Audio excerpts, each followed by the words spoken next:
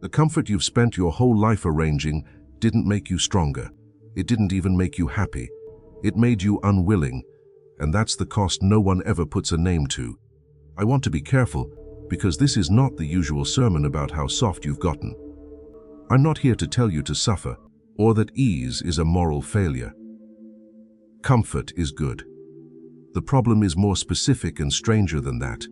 Somewhere in all the softness, a particular muscle went slack. Not one in your body, the one that reaches.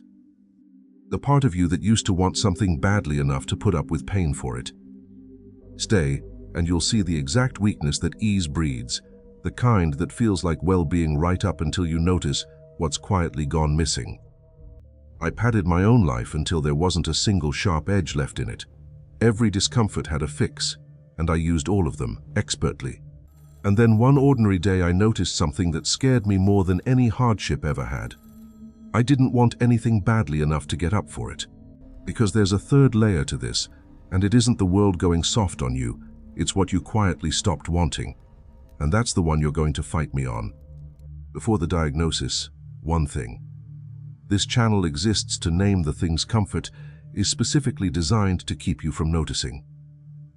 3 times a week, Monday, Wednesday, Friday. Subscribe if you'd rather feel alive than feel fine. And like this if didn't want anything badly enough landed somewhere real. Now, the first wall. Look at the situation plainly, because you're inside it, and that makes it hard to see. By any measure that would have stunned every generation before yours, you live in staggering comfort. Warm in winter, cool in summer, fed without hunting, entertained without end, connected to everyone, one tap from almost anything you could want. Whole categories of suffering that defined human life for millennia, gone, or a delivery away. This is the softest, safest, most cushioned existence any humans have ever had. And that is not nothing. People fought and died for a fraction of it, but something came loose in the trade, and it isn't what the usual voices say. It's not that we got physically weak, though maybe we did. It's something quieter and deeper. The want went slack.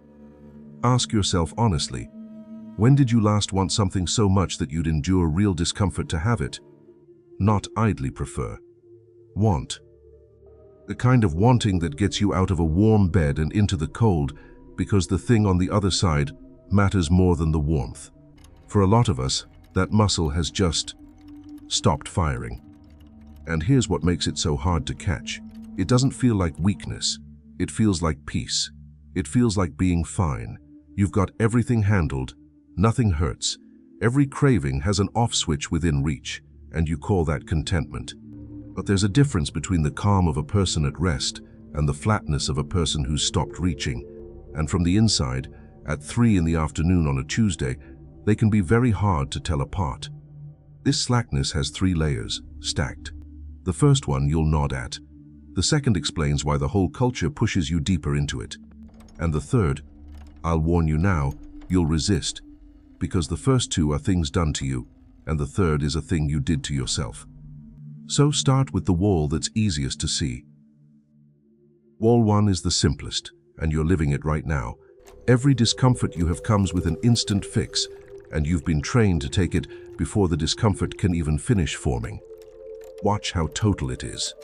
You're bored, and boredom is uncomfortable, so your hand is on the phone before you've consciously decided anything, and the boredom is gone. You're hungry, and instead of the small friction of cooking, it's at your door in 20 minutes. You're lonely, and there's a whole app engineered to make the loneliness feel briefly handled with a swipe. You feel a flicker of sadness, of restlessness, of quiet, and there is always something to reach for that makes it stop. Name the discomfort, and modern life has already built you an exit from it. And on the surface, that's a miracle. Why would anyone suffer boredom or hunger or a dull evening if they don't have to? But here's the cost, and it's the whole thing. Every capacity you have works like a muscle. It only grows by being loaded. Your ability to sit with discomfort, to stay in something hard, to endure the boring middle of a difficult thing, that's a muscle too. And a muscle that is never once loaded doesn't stay the same. It wastes. So a life where every discomfort gets instantly resolved isn't a life that spares your strength. It's a life that slowly dissolves it, one tiny rescue at a time, until you genuinely cannot stay in anything uncomfortable long enough for it to become anything. I know, because I got very good at this. I could make any bad feeling disappear in under a minute, and I was proud of how optimized my life was. It took me embarrassingly long to notice that I'd lost the ability to tolerate a single unpleasant moment, and that a person who can't tolerate discomfort can't do anything hard, and a person who can't do anything that matters. But being frictionless is only the wall you can feel. The second one is subtler, because it's not about what's available, it's about what we quietly turned into the point of the whole thing. Wall 2. Somewhere along the way, we didn't just make comfort available, we made it the goal. The quiet, unquestioned measure of a good life became, how easy is it? Notice how deep that runs. Almost every improvement sold to you is sold as less friction. Faster, smoother, more convenient, effortless. That's the promise behind nearly every product and upgrade, and we treat each one as self-evidently progress. Making something easier is assumed, always, to be making it better. And in a lot of cases, sure. But we've quietly extended that logic over the entire shape of a life. The easy job over the meaningful hard one.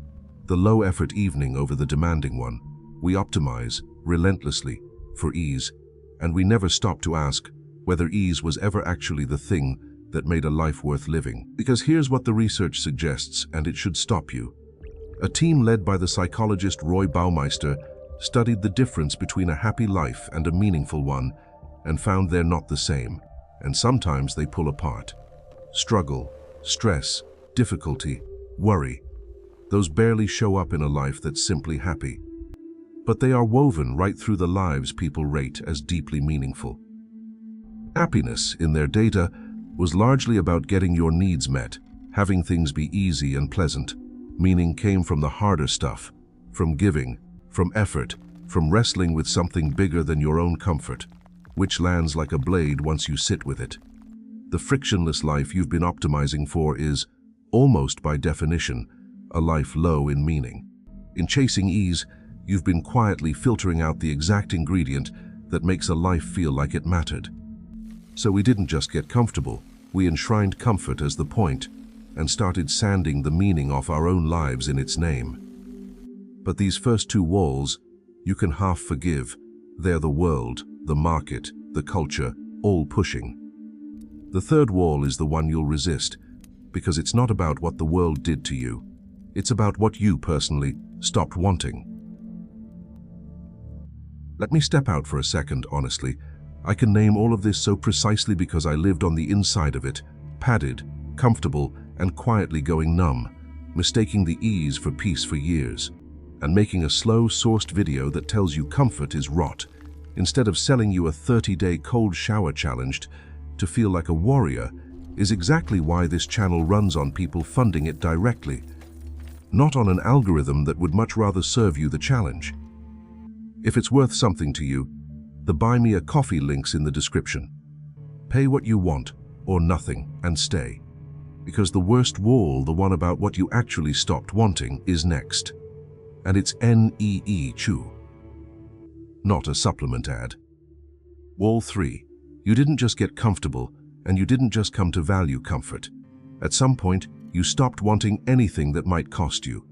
And Chew saw this exact person coming over a century ago, and he was horrified by him. In the opening of Thus Spoke Zarathustra, Chew has his prophet describe the most contemptible creature he can imagine, not a villain, not a monster, but something worse, because it's so agreeable.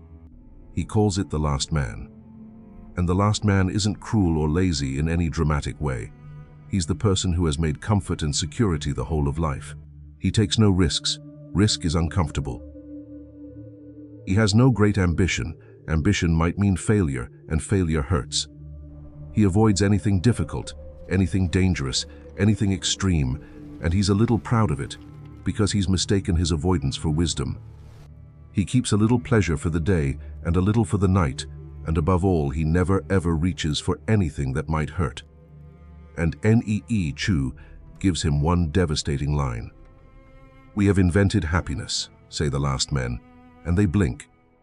Sit with that blink, because it's the whole diagnosis.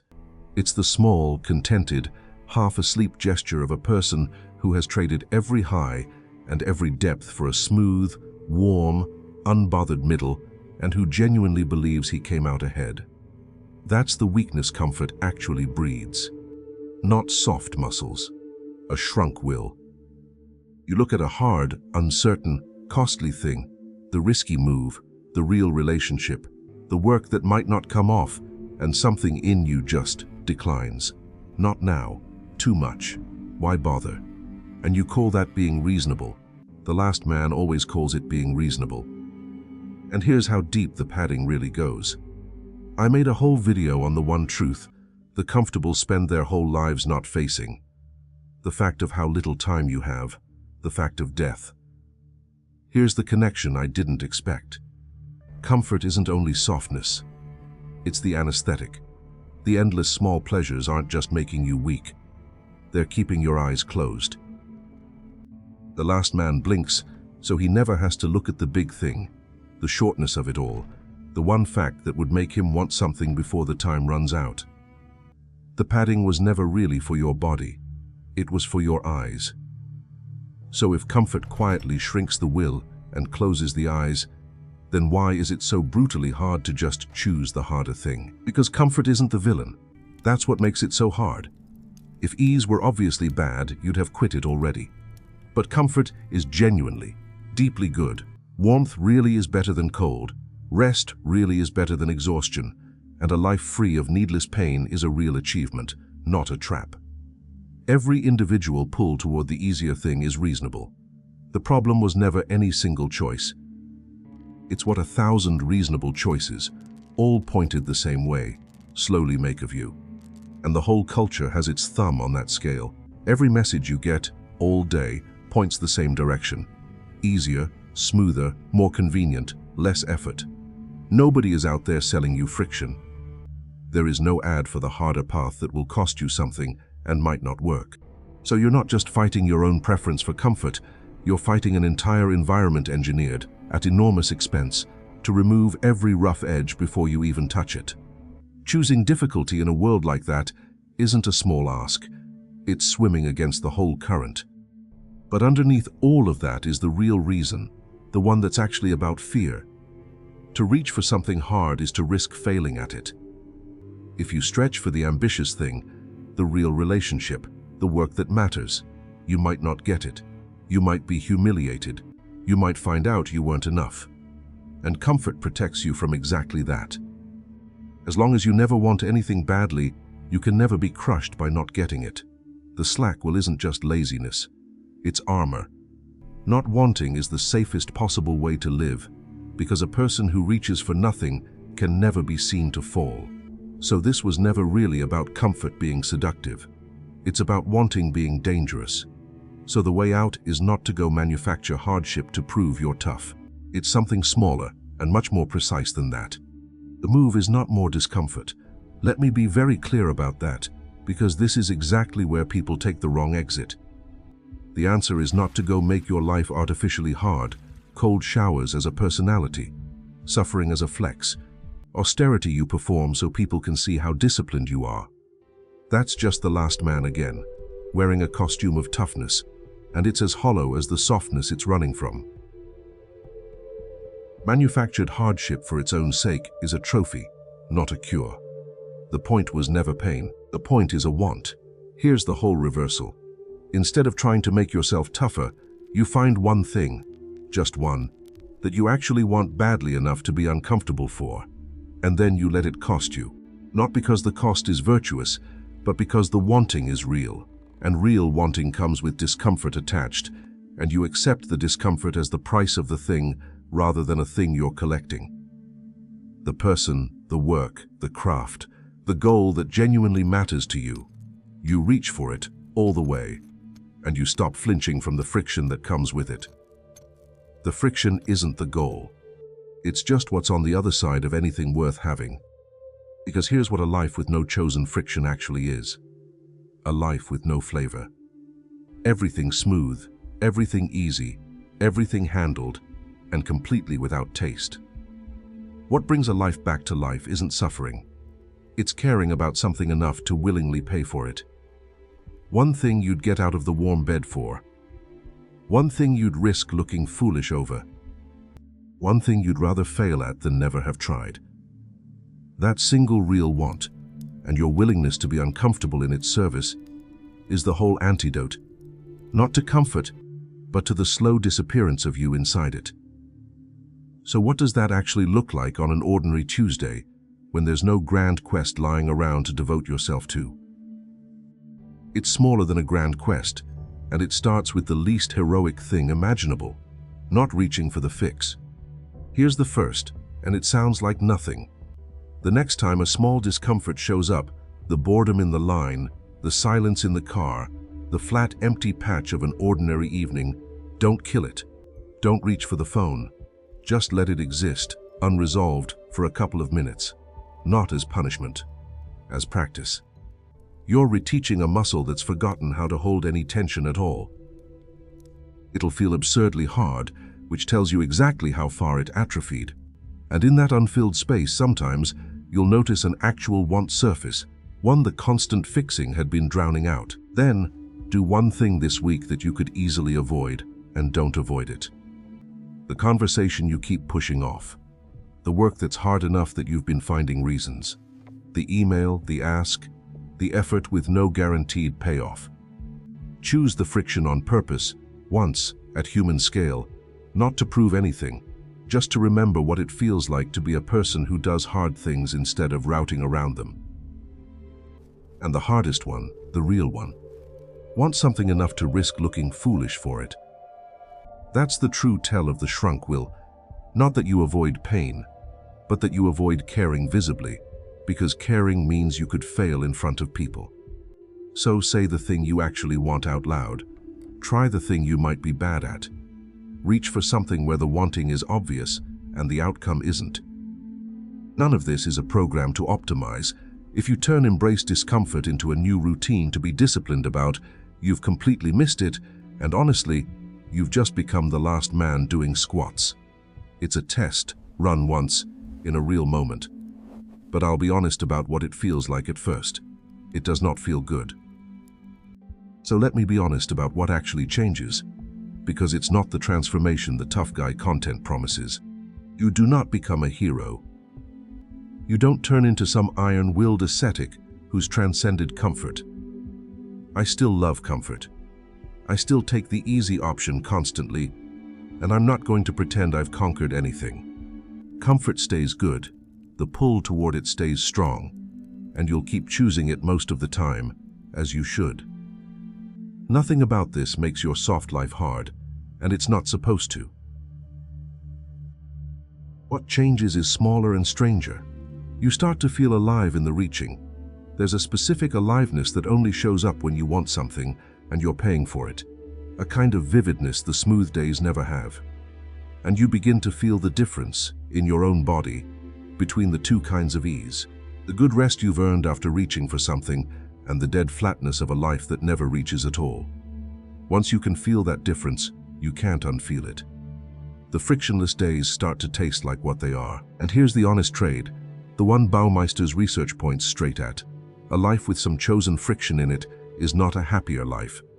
Often it's less pleasant, day to day, more effort, more risk of failing, more discomfort you signed up for on purpose. But it means more. It has a density the easy life just doesn't. So this was never a bargain of comfort for happiness. It's a much stranger one.